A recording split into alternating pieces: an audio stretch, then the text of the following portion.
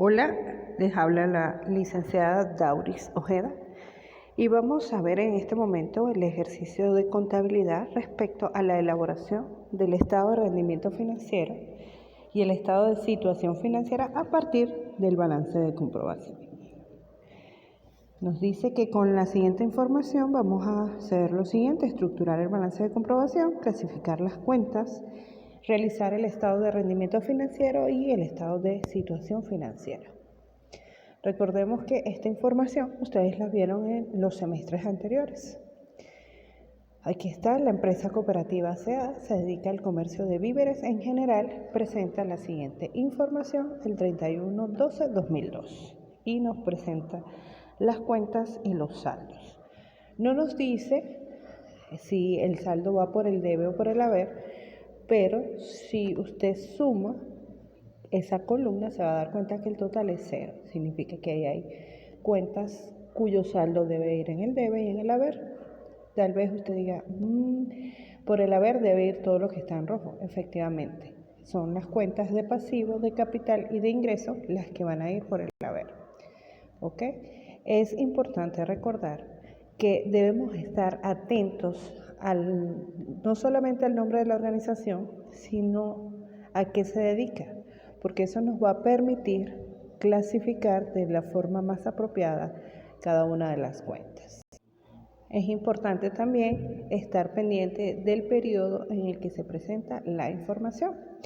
Tal vez te preguntes, ¿qué hago con esta información? Lo primero que debes hacer es estructurar el balance de comprobación. Para hacer el balance de comprobación debes recordar las cuentas y su naturaleza de manera que puedas saber, como dijimos antes, si va por el debe o por el haber. Las cuentas reales son las cuentas de activo, pasivo y patrimonio o capital. Las cuentas nominales son las cuentas de ingreso y egreso. Cuando hablamos de los 5 grupos de cuentas más importantes, nos referimos a estos: activo, pasivo, patrimonio, capital, ingreso y egreso. ¿Ok? Tienen que estar pendientes para que se lo aprendan. Esas 5 cuentas los van a acompañar el resto de su vida en la parte contable.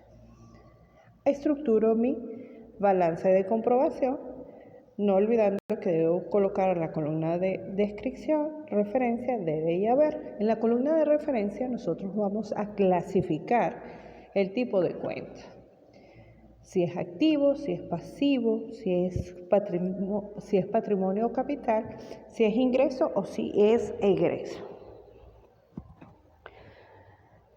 Cuando estoy haciendo mi balance de comprobación, no puedo olvidar indicar el nombre de la empresa, identificar el nombre del estado financiero que estoy haciendo y el periodo de la información. Sin esta información, si yo no coloco esta información, mi estado financiero va a estar malo. Siempre es importante presentar esta información en cada uno de los estados financieros que se elaboren. Luego identifico el tipo de cuenta y la clasifico, lo que me va a permitir ubicar el monto en la columna que corresponde. ¿Okay? Una vez clasificadas las cuentas, totalizo cada columna y ambas deben dar el mismo resultado. En este caso es 1.390.945. Es igual lo que tengo en el debe a lo que tengo en el haber. Si no coincide, significa que hay un error y debo verificar cuenta por cuenta a ver si he clasificado de manera incorrecta. Aquí me aparece mi balance de comprobación tal como debe ser. Ya para este momento tenemos la estructura del balance de comprobación y la clasificación de las cuentas, que es lo que me está pidiendo el ejercicio al principio. Nos hace falta realizar el estado de rendimiento financiero y el estado de situación financiera. Es importante que recuerdo que debemos empezar por el estado de rendimiento financiero. El estado de rendimiento financiero está conformado por las cuentas nominales de ingreso y egreso. En algunos libros van a encontrarlo como estado de resultado o estado de ganancias y pérdidas. De acuerdo a las normas internacionales de información financiera, las NIF en Venezuela, nosotros colocamos estado de rendimiento financiero. ¿Por qué de rendimiento financiero? Porque nos va a decir, dicho coloquialmente, cuánto nos rindió la inversión que hicimos. Entonces, estructuro mi estado financiero, sin olvidar que debo identificar el nombre de la empresa, el estado financiero que estoy realizando y el periodo de la información que estoy presentando. Primero agrupo los ingresos. Dentro de estos ingresos voy a poner los descuentos y devoluciones en ventas porque estos me van a disminuir los ingresos que voy a tener.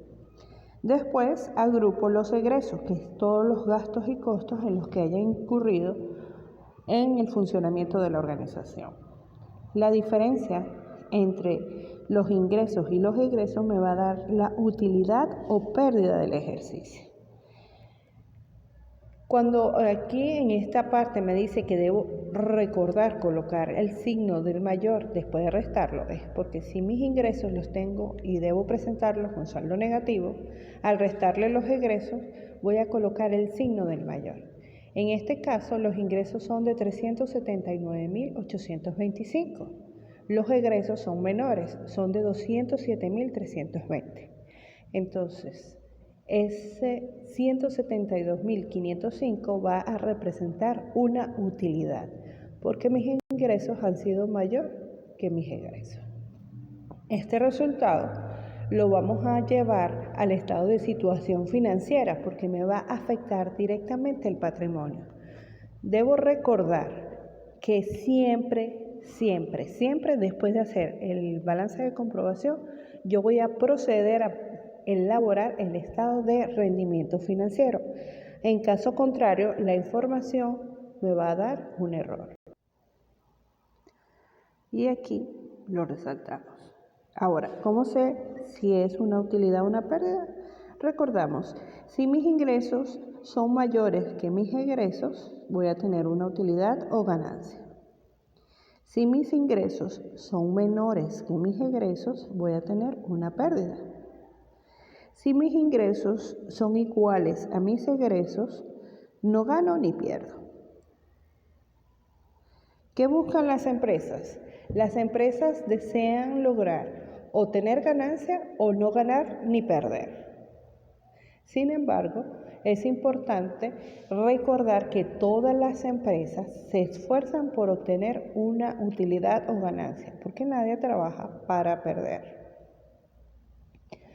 El estado de situación financiera se realiza después del estado de rendimiento financiero porque necesitamos conocer el resultado del ejercicio económico. Recuerde que me va a afectar el patrimonio capital.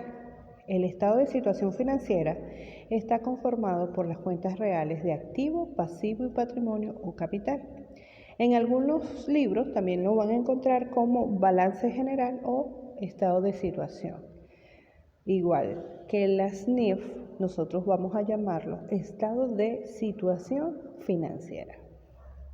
Para trabajar con este estado financiero es necesario que recuerdes la ecuación patrimonial. Es bueno que repasen las contabilidades que vieron en los semestres anteriores para refrescar ese conocimiento. La ecuación patrimonial me dice que activo es igual a pasivo más patrimonio. En este caso ya tengo acá el estado de situación financiera de la empresa La Cooperativa SEA. Igual que en los estados anteriores, nunca jamás en la vida puedo olvidar identificar el nombre de la empresa, el nombre del estado financiero y el periodo de la información. Tal vez usted diga, oye, yo en mi estado financiero lo puse todo hacia abajo y usted lo tiene en dos partes, puede hacerse de las dos maneras. Lo vamos a hacer así porque es la forma más didáctica. Vamos a revisar primero la parte de los activos, que es lo primero que voy a registrar. Los activos son recursos económicos que se esperan que beneficien al negocio en el futuro. Son algo que una empresa posee y que tiene valor según Horgen 2010. Los activos se dividen en activo corriente y activo no corriente. El activo corriente es el activo que yo espero usar en un periodo igual o menor a un año, mientras que el activo no corriente es el que yo espero que perdure dentro de la organización. Caja y banco es uno de estos activos corrientes. Significa que usted espera estar moviendo constantemente ese dinero dentro de la empresa. Las cuentas por cobrar, ya sea a los trabajadores o a otros, es un activo corriente porque usted va a prestar dinero o va a dar la mercancía a consignación, pero usted espera que le paguen en un tiempo relativamente corto.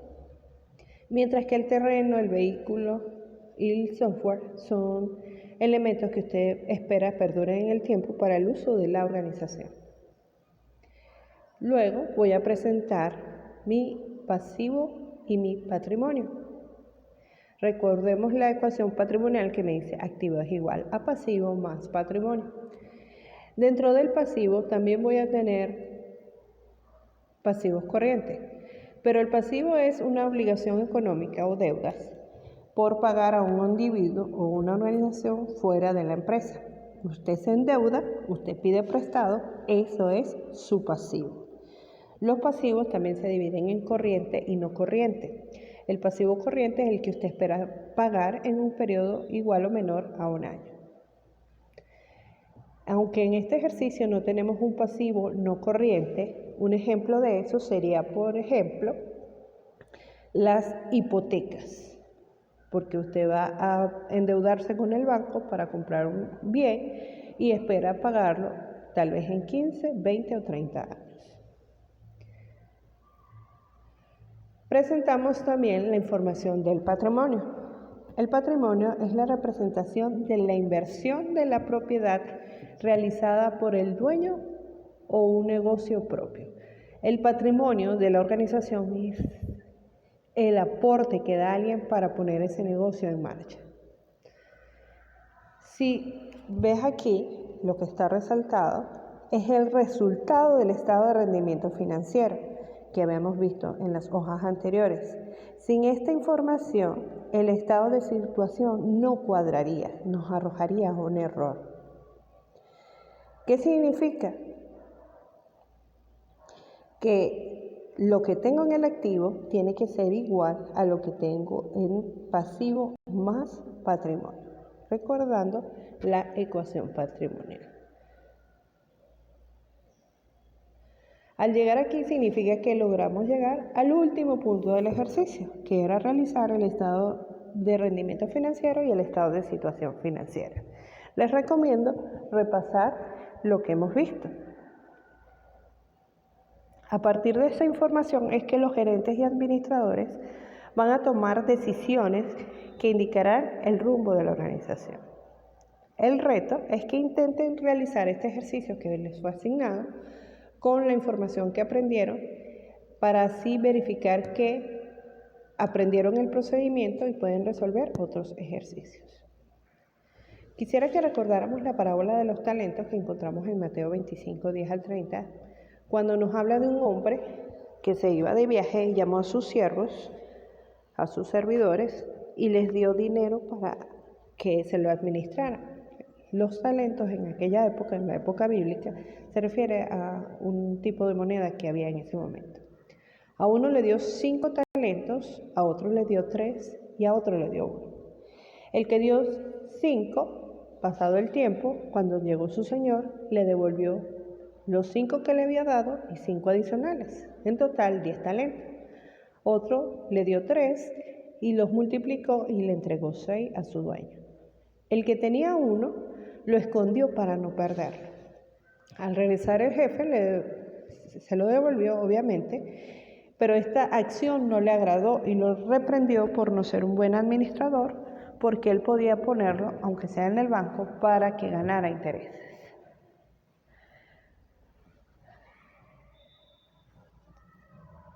Como administradores, también les tocará manejar el dinero de otras personas.